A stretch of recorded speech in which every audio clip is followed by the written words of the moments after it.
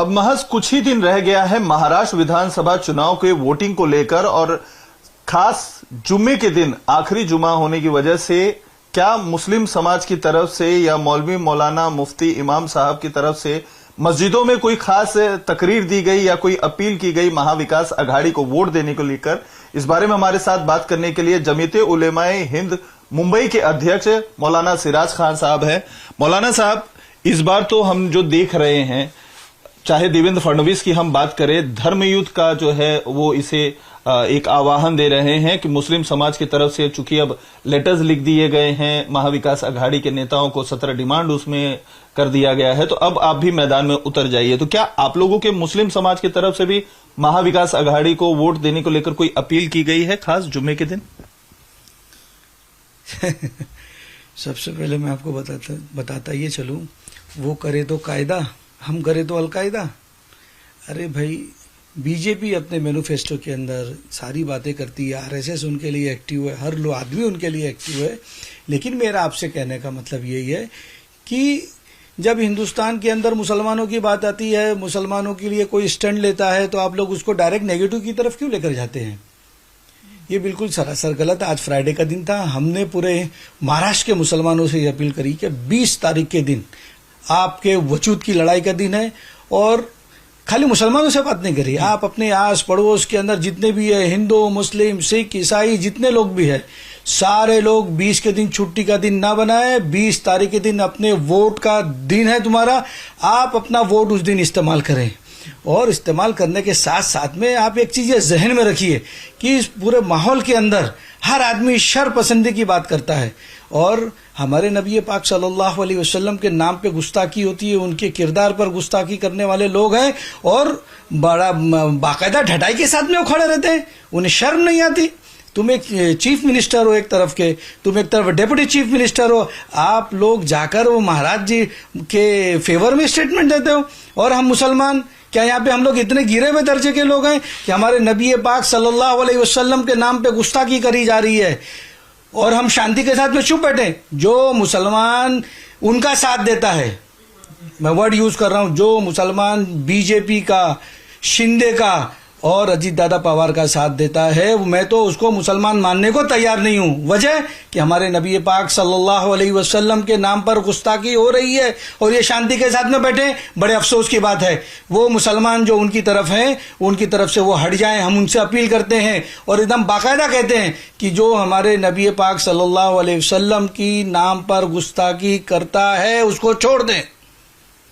और जो लोग भी हमारे साथ में खड़े हैं हम उनका साथ देने के लिए पूरी तरीके से तैयार हैं, चाहे वो किसी भी पार्टी के आदमी हो। तो महायुति के सामने महाविकास अघाड़ी बची है, तो क्या आपकी तरफ से ये अपील की गई है या आप लोगों के जो संगठन के लोग हैं या जो दूसरे मौलवी मौलाना इमाम साहब हैं उनकी तरफ से अपील की गई है महाविकास अघाड़ी को वोट दो? क्योंकि जो आप जिस तरीके से कह रहे हैं बीजेपी सम्मान नहीं दे रही है या महायुति के जो है नेता सम्मान नहीं दे रहे मुस्लिम समाज को, इसके लिए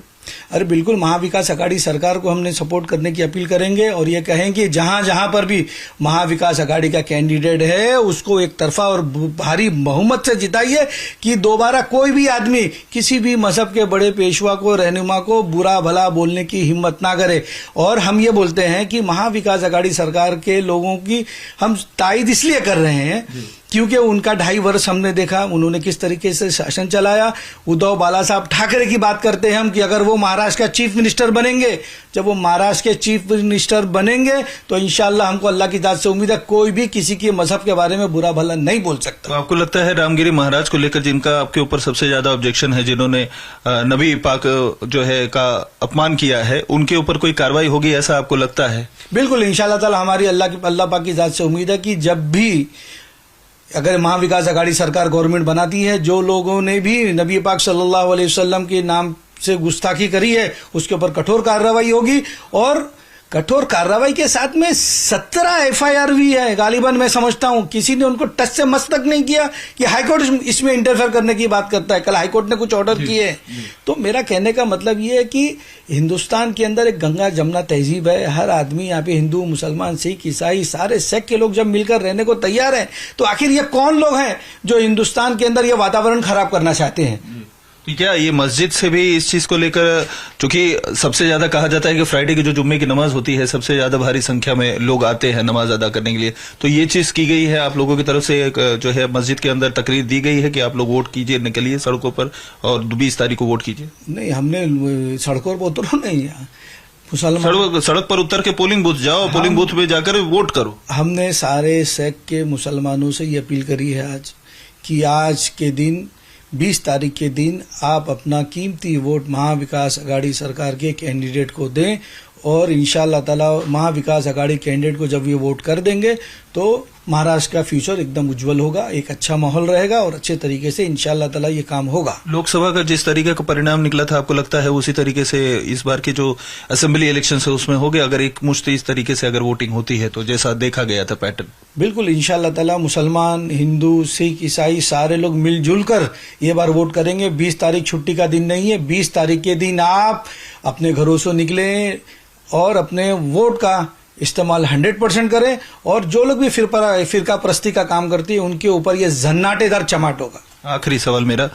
17 जो मांगे थी उलेमा बोर्ड की तरफ से, उसमें तो तीनों आपके महाविकास अघाड़ी के नेताओं को भेजा गया लेटर, लेकिन अब चूंकि कांग्रेस बीच में एक लेटर आ रहा था कि उन्होंने एक्नॉलेजमेंट दे दिया है कि हम इसके ऊपर विचार करेंगे, अब उससे वो यू टर्न मार रहे हैं। हमारी कई सारे नेताओं से महाराष्ट्र कांग्रेस की बात हुई, उन्होंने कहा हमने ऐसा कोई कमिटमेंट नहीं दिया है, क्या कहेंगे? नहीं, कमिटमेंट की बात नहीं है। जिन लोगों ने ये लेटर दिया है ये इसका जवाब तो वो सही तरीके से दे सकते हैं, लेकिन मेरा आपके माध्यम के, आपके चैनल के माध्यम से एकदम साफ कहना है कि जब कांग्रेस और एनसीपी की हुकूमत थी तो उसके अंदर एक कमेटी बनी थी, उस कमेटी के बुनियाद के ऊपर ये रिजर्वेशन की बात हुई थी और रिजर्वेशन वो मिला। उसके बाद में गवर्नमेंट बदल गई, हाईकोर्ट ने उस रिजर्वेशन को ठहराया है।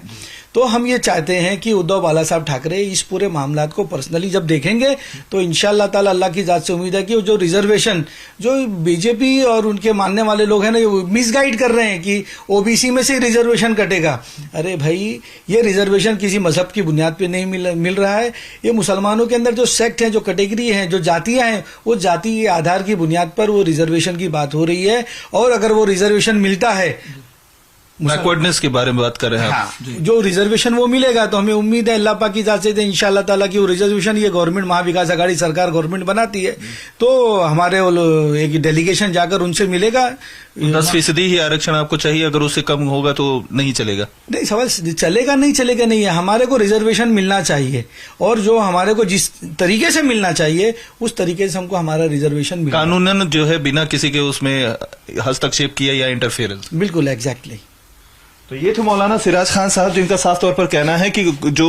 मस्जिद थे जुम्मे की नमाज के दौरान, उनके दौरान अपील की गई है न सिर्फ मुसलमानों को बल्कि सभी धर्म के लोगों को कि भारी संख्या में निकलिए 20 तारीख को और वोट कीजिए और महाविकास अघाड़ी की सरकार बनाइए। वीडियो जर्नलिस्ट यशवंत के साथ अतुल सिंह, टाइम्स नाउ भारत, मुंबई।